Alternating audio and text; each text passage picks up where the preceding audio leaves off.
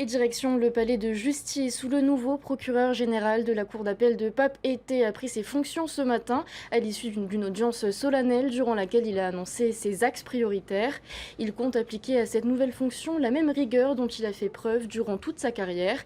Frédéric Bennett-Chambellan est le premier procureur général de Polynésie à avoir exercé cette fonction avant sa mutation. Il a également occupé le poste de sous-préfet. Selon lui, la modestie et l'humilité doivent constituer la base du savoir-être de tout magistrat. Il est pourtant le descendant d'un illustre personnage de l'histoire du Fénois. Monsieur le procureur général, bonsoir Yorana. Bonsoir, Alors merci de avant, m'accueillir. alors avant d'entrer dans le vif du sujet, on va s'intéresser à votre parcours. Vous avez commencé votre carrière dans la justice en 1988. Vous avez reçu de nombreuses distinctions. Vous êtes notamment chevalier de la Légion d'honneur. La Polynésie occupe une place particulière dans votre histoire familiale. C'est en partie pour cela que vous avez décidé de poursuivre votre carrière ici? C'est pas la raison principale. Ça a joué forcément, et peut-être ai-je choisi la Polynésie plutôt que n'importe quel autre territoire d'outre-mer en raison de cette histoire familiale, mais la raison principale, elle est professionnelle, et je suis toujours à la recherche de réapprendre, parce que je pense que spécialement dans les métiers de la justice, il faut toujours apprendre de tout ce qui est nouveau. Et aucun autre territoire de la République ne connaît les spécificités juridiques de la Polynésie. C'est ça que j'ai voulu tenter comme défi, de me réadapter aux spécificités de ce territoire. C'était vraiment cette raison professionnelle, la première motivation. Avant de prendre vos fonctions en Polynésie, vous avez consulté les administrations centrales en métropole pour comprendre leurs priorités. Qu'est-ce que Paris attend de vous?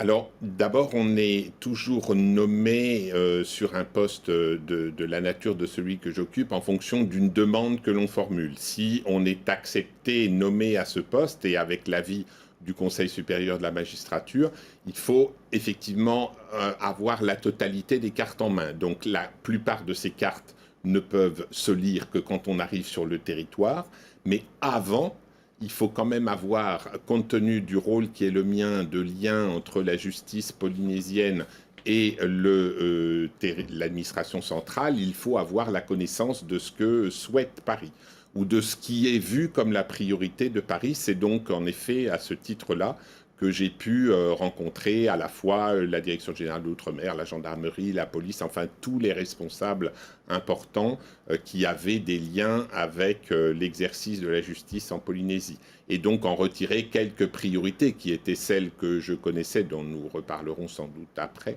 Mais il y a en effet quelques éléments importants à connaître avant d'arriver. Et maintenant, je suis à l'écoute de ce territoire. Non, justement, la Polynésie fait face à de graves problèmes sociétaux, les violences intrafamiliales, l'addiction à la drogue, à l'alcool. Quelle ligne de conduite allez-vous adopter pour lutter contre ces fléaux? Alors je pense que sur ce que j'ai exprimé déjà ce matin, c'est qu'il y a une forte priorité qui est d'expliquer au territoire pourquoi la justice est là pour ses habitants et pour les victimes et pour les personnes qui sont en situation de fragilité. Donc vous y avez fait allusion, et il y a, à mon avis, une priorité importante, c'est les victimes des violences intrafamiliales, les femmes et les mineurs. Les victimes des accidents de la route, parce que beaucoup de choses sont en cause à travers la sécurité routière. Et enfin, il y a le problème des stupéfiants avec ces trafiquants, ces consommateurs. Et il faut que la justice soit capable d'adapter ses réponses à chaque situation. Donc il faut bien regarder les choses. On ne traite pas du grand trafiquant international comme on va traiter du mineur qui vient de consommer de la drogue accidentellement. Tout ça reste une nécessité de personnaliser, et c'est tout le défi de notre action au quotidien. Vous pensez qu'il faut renforcer la coopération entre les institutions judiciaires et les autorités locales, mais comment faire mieux qu'aujourd'hui? Alors d'abord, on fait toujours mieux progressivement. Il faut pas, il n'y a pas j'ai employé ce terme quand je suis arrivé, il n'y a pas de Deus ex machina. Donc il n'y a pas un monsieur ou une dame qui arrive en disant voilà, à partir de maintenant, je suis là et tout va aller pour le mieux. Ça, c'est totalement faux. Ça n'existe pas, ni dans la justice, ni ailleurs. Moi, j'ai eu des habitudes de travail J'ai, dans mes différents métiers, appris à travailler avec les services de l'État en interministériel, avec les élus de tous les territoires dans lesquels j'ai été, à travers des modes de fonctionnement. Donc, ce n'est pas des choses spectaculaires. On n'est pas du jour au lendemain à se dire « waouh, ça marche ». Non, il faut travailler de façon conjointe et coordonnée les uns avec les autres. Mais j'ai eu ces habitudes de travail. On va aborder un autre sujet. En 3 ans, il y a eu 4 missions d'inspection générale de la justice à Papeete.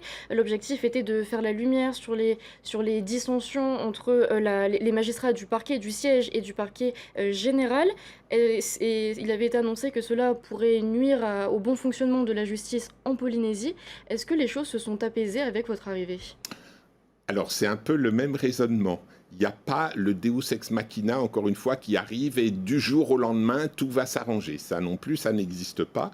Donc, en effet, il y a des difficultés. En effet, le pouvoir central a estimé nécessaire de faire dire par l'inspection quelles étaient les difficultés et de dire quelles étaient éventuellement les préconisations, les solutions. Ça se lira à travers un rapport d'inspection qui sera remis au garde des Sceaux. Seul le garde des Sceaux est le maître des suites à réserver à ce rapport. Donc moi, pour le moment, le rapport n'est pas rendu, je ne le connais pas, je n'ai pas été entendu par l'inspection, puisque évidemment, ces opérations se sont produites avant mon arrivée. Ce que je peux dire, c'est qu'il faut que ce soit mis en œuvre quand on connaîtra ces recommandations. Eh bien, merci beaucoup pour toutes ces précisions. Je vous en prie, avec plaisir.